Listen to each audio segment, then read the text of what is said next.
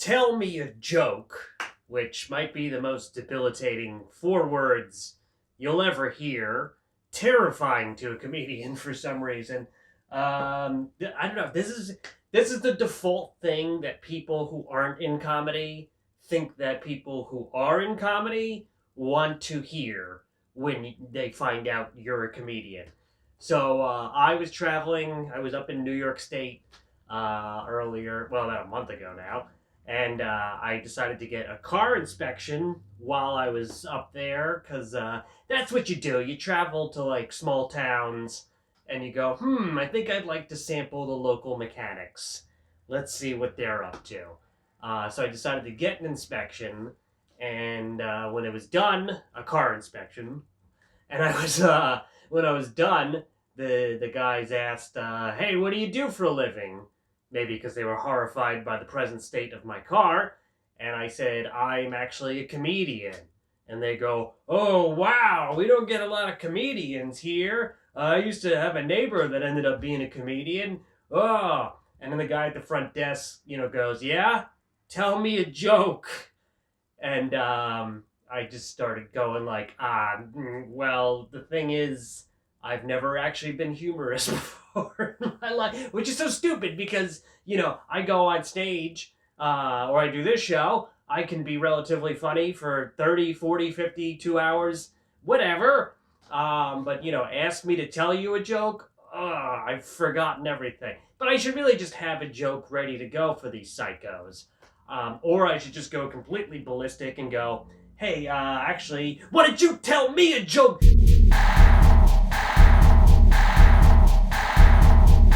Okay, so welcome to the JoePontillo Show, episode 8. Make sure to hit like, subscribe, comment. I gotta remember to do all the stupid YouTube cues. Otherwise, my videos will get no traction. These are the rules. The algorithm demands it. We were supposed to have a guest on, and by we, I mean, me. I was maybe gonna have Dave Donovan on the show. Dave Donovan is a JoePontillo super fan who's followed me since my last podcast, which was called Comedy Sucks. He's also the guy behind Huricon, which is happening this Saturday, July 20th, at the St. Bethany Church in East Rockaway. It's a fundraiser. It's from 11 a.m. to 5 p.m. I don't know what kind of psychopath goes to a Comic-Con at 11 a.m. Or stays for more than 45 minutes, because you walk around it once, that's the whole thing. You've seen everything. I should be there, and I hope to be able to MC the raffles as I did the last time I was there, which will be hilarious. I think I got more followers doing that than I did the last show I did. Anyway, but yeah, I tried to get Dave on the show, and he was definitely very excited, said he'd get back to me, and then, like most people in comedy, just never responded again. I hope he's okay. But yeah, go check that out this week. It's, I think, $5 to get in or something. He sent me a commercial. It didn't seem like there was video. So I'm not going to play it, but here's the promo for it. So boom, Huricon. Very good. So, it's been a while since I last did a show. Since then, some unfortunate events have happened, behind the scenes. Nothing I'm really going to get into right now. Long story short, I am now the recipient of a bunch of free things, some of which are connected to comic books. Lots of comic books from very specifically the year 1993, which is kind of crazy because that was actually the year I first really got into comic books. And it was the most insane year for the comic book industry. It was the year where someone at DC Comics was like, "All right, we're going to kill Superman. Then we're going to cripple Batman. And then a bunch of other things are going to happen to other characters." Like, they just decided, we're just going to nuke all of our characters. I think they killed Green Arrow. He just, died because a piano fell on his head because he's not that interesting of a character. Um, or someone just shot him. I forget. And what else? Oh, the Green Lantern lost his mind, decided to destroy his home city. That's what you do. It was the 90s. Y2K was coming. Y2K might still be coming.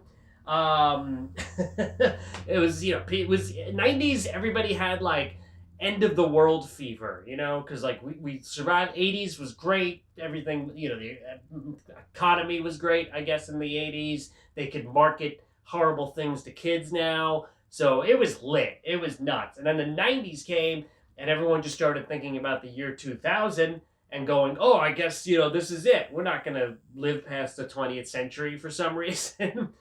And I was a kid in the 90s, and I feel like every other week there was a new end of the world prediction. It was the beginning of fake news. There was I remember going to the grocery store, and there was always right when you're about to pay, they'd be selling weekly world news. I don't know if you guys remember that, but I would be a kid and I'd read it and I'd be like, oh my God, that's probably true. This is why I don't trust the media now, because I was raised on end of the world predictions and weekly world news, who, of course, their most famous story was Bat Boy lives. There he is. He does comedy now. No, he doesn't do comedy. He books a comedy club. That's more accurate. He's devouring the blood and souls of young comedians as we speak. So, so that was the year 93. I got into comic books, and what a year. So they killed Superman, and they killed Superman in a way that was like, wasn't like one of his main bad guys killed him, like Lex Luthor or Brainiac or something. Just some random, barely audible rock creature just kind of crashes into Earth and gets in a big fight with Superman, and Superman does defeat him, but dies in the process. And the whole thing lasts about, I don't know, 6 weeks. Then there was all these like crossover issues of like Funeral for a Friend, Death of Superman, and then Reign of the Superman. Because for some reason then there were like 4 new Supermen. One was Superboy, one was half cyborg Superman, and another one was Steel, who of course Shaquille O'Neal made a movie about, starring him, because Shaquille O'Neal will just do whatever you ask of him. I don't know if you know this he'll promote anything whatsoever. Car insurance, soft drinks, the Hawk Tuah girl. Have you guys, you up on the Hawk Tuah girl thing? Good for her, because I remember seeing her at open mics in the day practicing what her sound effect was going to be when the camera started rolling. Good choice with Hawk Tuah. I am actually workshopping a character called Patooey Guy. Folks, please give me a reality TV series. What a mess this country is. So Superman died, and then, weeks later he came back, and the whole thing was very pointless. Long story short, any Death of Superman issue was worth like $5. So, good job, everybody.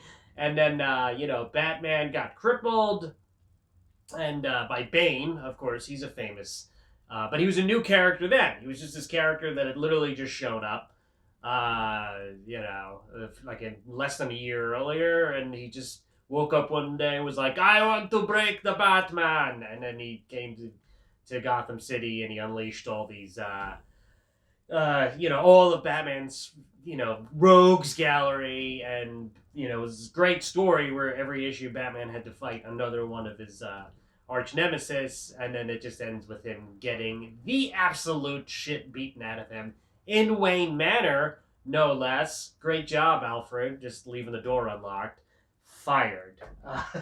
So then he was in a wheelchair for a while, and was going around, I don't know, solving crimes and dating psychic healers, and then like 6 months later he was back as Batman again, because none of this ever lasts. It's kind of like TV, like people stay on TV forever. You're not going to get rid of these characters. But yeah, the 90s was insane. They were doing superhero movies in the 90s, but they weren't popular for the most part outside. They did Superman in the 70s and the 80s, and then the Batman movies, the Tim Burton ones were great, and then it took sort of a turn after that. We don't need to get into it. And then there was they made other movies, but they were just like very indie feeling and very terrible feeling. They made a Punisher movie with Dolph Lundgren, however you say his name, who at that point was most famous for playing Drago in, Rocky 4. So they just, spray painted his hair black and said, hey, don't sound Russian. You're supposed to be kind of Italian? I don't know what Frank Castle is. I never actually saw this movie, but I've seen enough pictures that I want to see it. And then they also made a really bad Captain America movie in like 1990. I forget who was it. I think Ned Beatty was in it for some reason. He was like Captain America's best friend as a kid. Not Bucky, Ned Beatty, who's just universally everyone's best friend in every movie he plays. And I feel like the plot of that movie was literally the president gets sick and Captain America has to find a cure. I think he rode a motorcycle. I don't even remember. I did watch it as a kid, and it was bad. Bad, bad, bad. But yeah, the 90s were an insane time. Y2K was coming. People thought the world was going to end. Then music got crazy. 90s was also when I got super into music. I got really into... I kind of got into everything. I got into hip-hop. I got into rock and heavy metal. And, and even if I had a Dave Matthews cassette and Blues Traveler, because, they had that one song. That's what used to happen when you were growing up. Like, you'd hear a band, they'd have one good song, and you'd go, oh, I have to buy this album. And then you buy the album, and you go, oh, they only have one good song. How did they get me? Damn you, Blues Traveler. The Blues Traveler had, like, one other good song. I think it was called Hook. I think it was on the same album. I don't remember. I still don't hate Dave Matthews Band. Dave Matthews Band was fine. They had multiple good songs. Wouldn't go to a Dave Matthews Band concert. I don't want to associate with those people, but I'll still listen to some of their music. But yeah, so I got so because I was very into hip hop, because 80s, 90s hip hop was first of all fantastic. I really fell in love with it because I loved like the background like music and riffs that they would do, just so good. And then, of course, I became obsessed with Rage Against the Machine, who, very interesting band. Obviously, they were very political. They kind of got me into politics. And by into politics, I mean hating politics with a passion. That's what they did for me. But now you look back at them and, their singer he's definitely thinks he's a revolutionary or hopes to be. But the problem is, people who listen to the music, 9 out of 10 of them are not really listening to the lyrics. They're just going, this song's great. Wait, what are they singing about? I don't care. Which is why now, whenever somebody from Rage Against the Machine releases some sort of political statement, dummies have to be on the internet and go, oh, I didn't know Rage Against the Machine was so woke. How dare they? Nobody listened to the lyrics. I did. So they had their great first album. I always liked their second album. I feel like it got mixed reviews. Their third album was also fantastic. And then they put out a cover album, which I was like, well, this is the end of this band. And I was right, because they broke up like 6 minutes later. And at the time, I blamed that.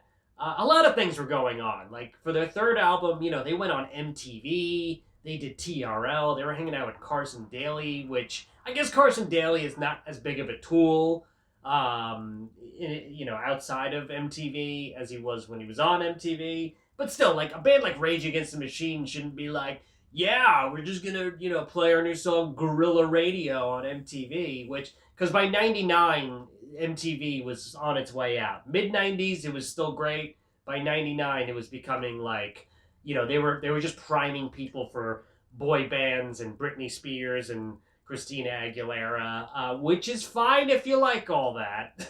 It's not all bad. But when MTV predominantly decides to focus on that and just outright forgets about other genres of music, this is what we call a psyop, people.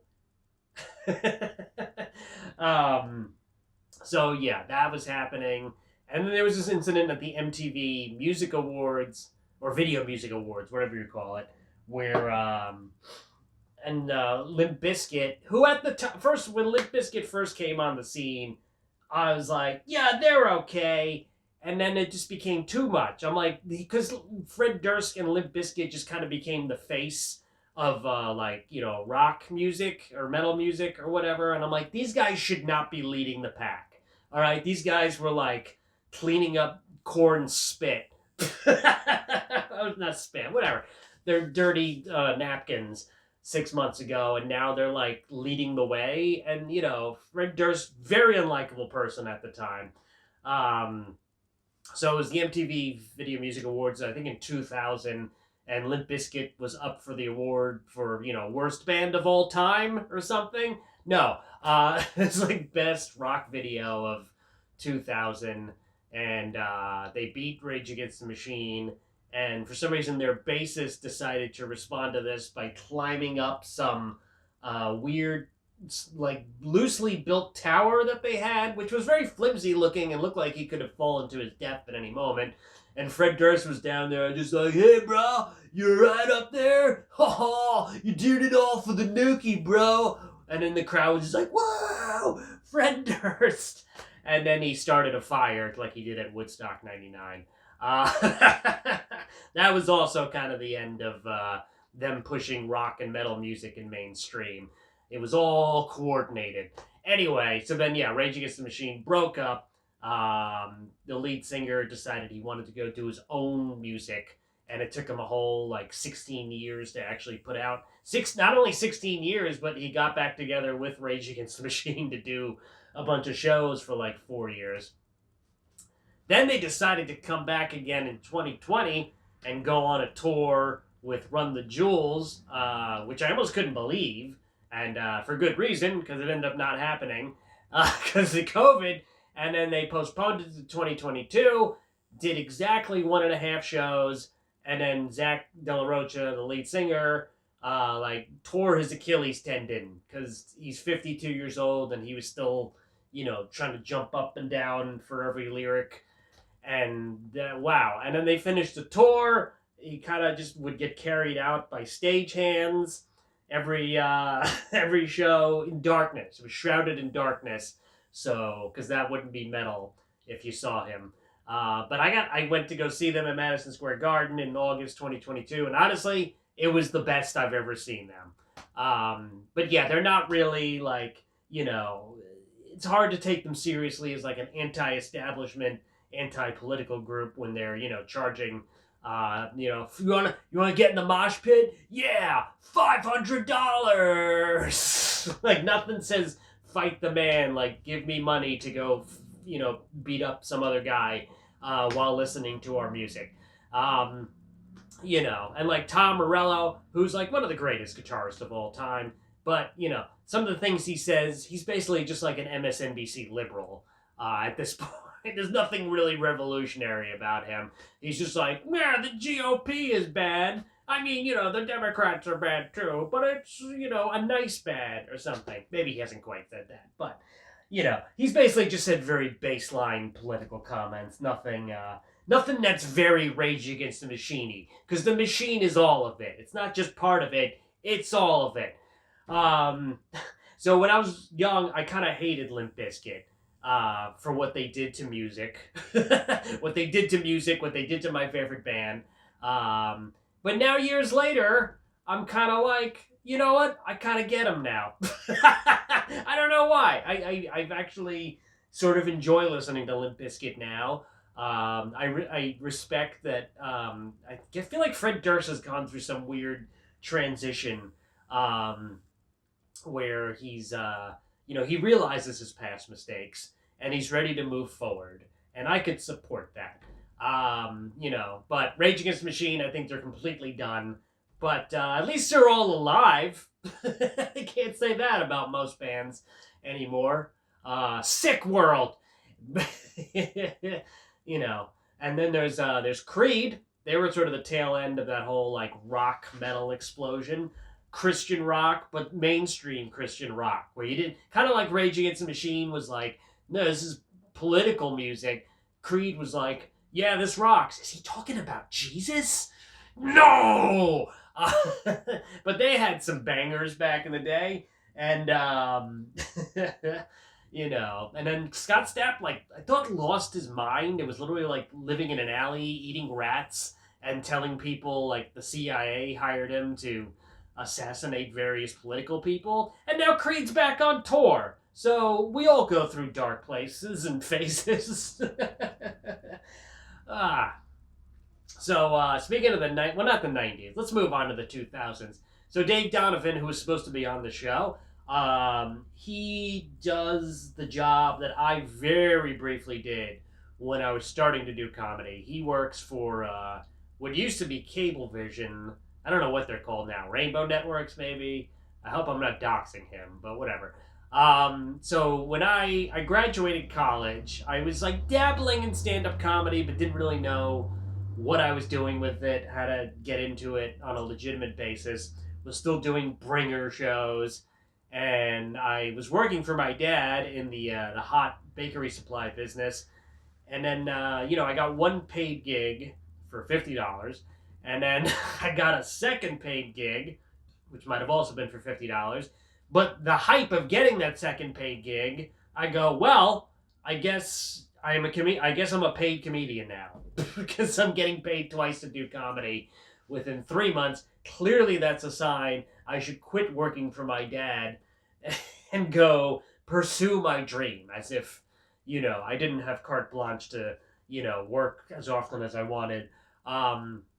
But then I quit working for my dad and then immediately got offered a job working for Cablevision on Long Island as a master control operator, which sounds so much more legitimate, but really all it is would be putting VHS tapes into a machine, getting them recorded onto some big database so they could be played later on in the day. Not real TV shows. This was for public access. So all these Long Island psychopaths who are filming shows in their basement or their backyard or, in whatever like local rented studio they could get would be showing up because they'd have to physically come there. They would come there and be like, hi, here's my show. And most of them were either, religious or Hispanic. That was basically all the shows. One guy showed up one time as I was leaving work and was like, here's the tape for my show, please. And I'm like, I'm about to leave. He goes, no, you have to put it on the air. They'll kill me. I was like, what is going on? One time someone gave me $20 so I'd stay and digitize their tape. That might have been illegal. I don't care. But the problem was I had to go work in Hauppauge, which is way out in Suffolk County. And I lived in Valley Stream, so I don't know. That's like 45 miles away. And it's the mid-2000s. I'm driving a GMC Envoy for some reason, which was a gas-guzzling car. And, Bush was president. It was the Iraq War. Gas was very expensive at the time. So I would have to drive all the way out to Hauppauge 4 days a week to go do this stupid job that was killing me. And I would spend hundreds of dollars on gas and then not get paid for 2 weeks. And I feel like more than half my paycheck was just going towards gas. I was like, this isn't sustainable. This isn't fun. So then after like a month and a half, I was like, enough. I need to pursue comedy. Please, I need to do comedy for free as much as possible. I need to continue to sacrifice my friends.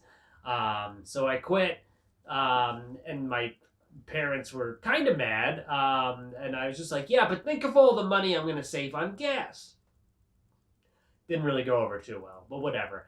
But then within like a year or two, I did start doing comedy much more regularly, much more legitimately. Sort of started making some money. I was going on the road, and then I had to upgrade my car because I wasn't driving around the country with a GMC Envoy.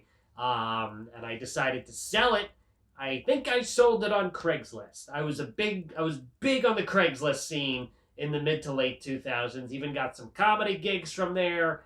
Really, now I feel like I'd be terrified by what you're going to find on Craigslist. But back then it was like, I need comedians. And then you click on it and it would say, for laboratory testing. Uh, paid. So I was like, yeah, give me that money. I don't care what these drugs are. That didn't happen, but it could have. I did get a gig off Craigslist where I performed in some woman's house and ended up somehow doing like an hour and 15 minutes, but it was split into two parts. And most of my act was them being so confused that I was so young.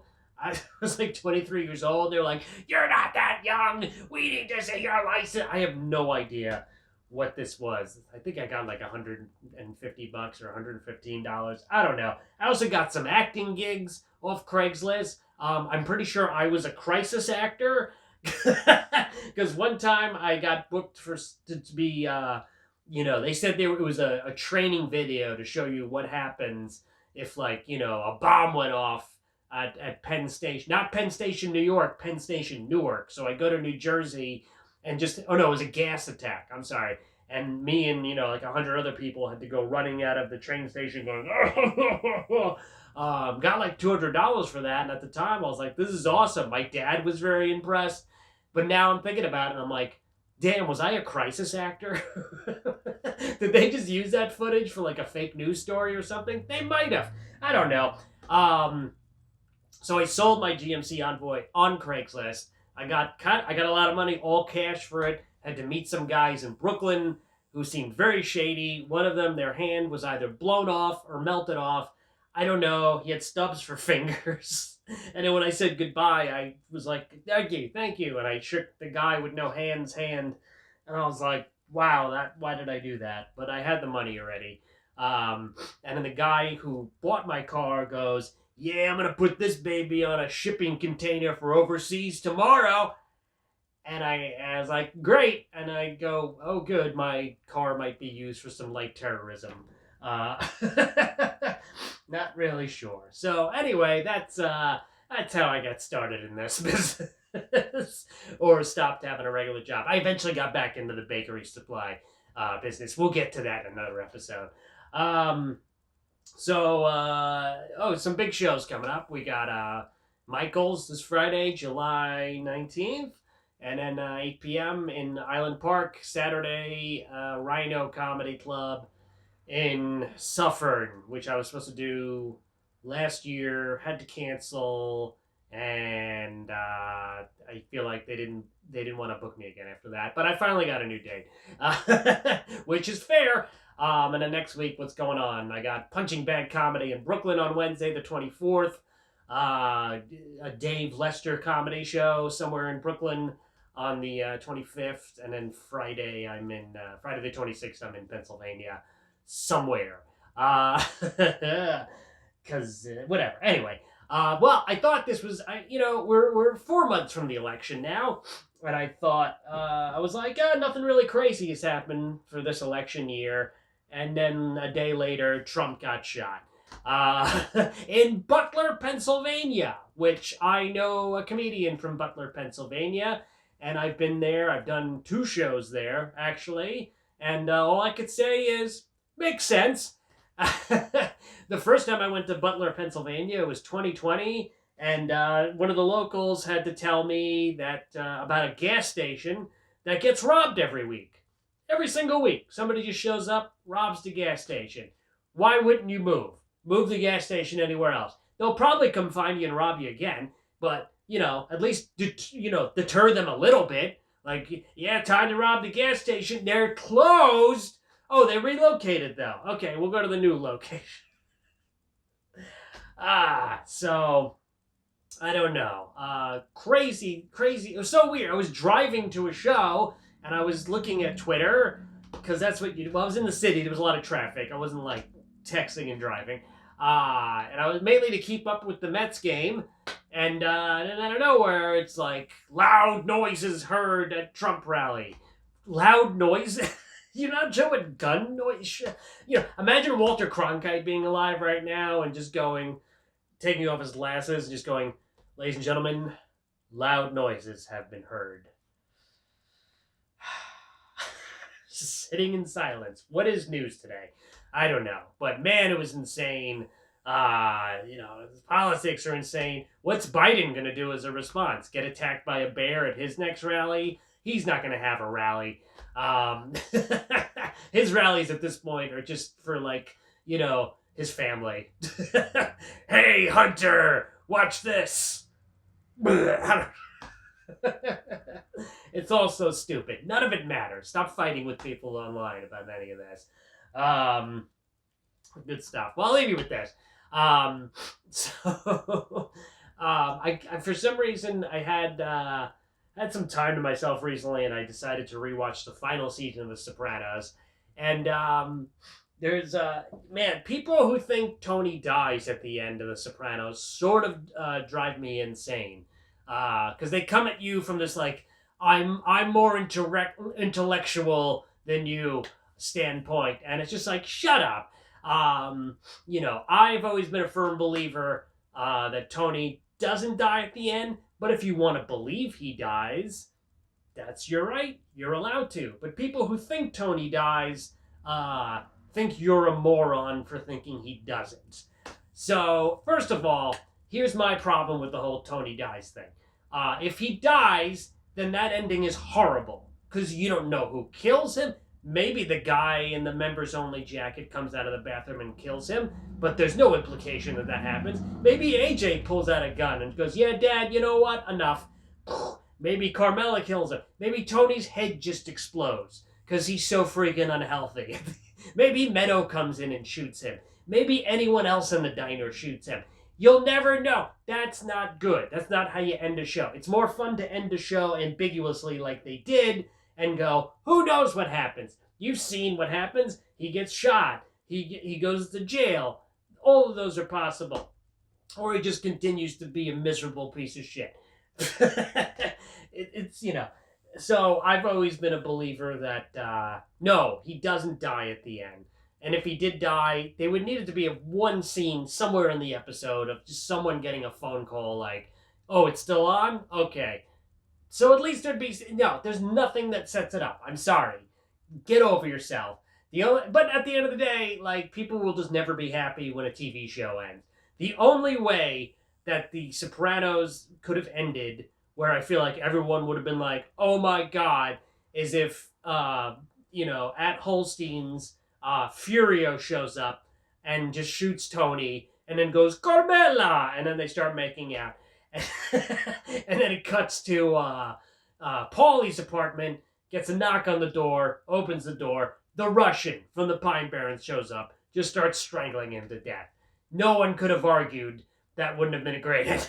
That would have been the most satisfying thing. If you really, really needed the main character to die at the end, that's how you do it. Whatever. Anyway, what else before I go? Oh, God. So I did this show last year at a campground where kids came to the show. Lots of kids. Teenagers are one thing because they just look at their phones and zone out if they're not interested in anything. Little kids, though, just cause chaos. They'll start screaming. One kid started trying to kick me while I was on stage. Parents wouldn't stop the kid. What am I supposed to do except constantly be like, well, this is why abortion should be legal.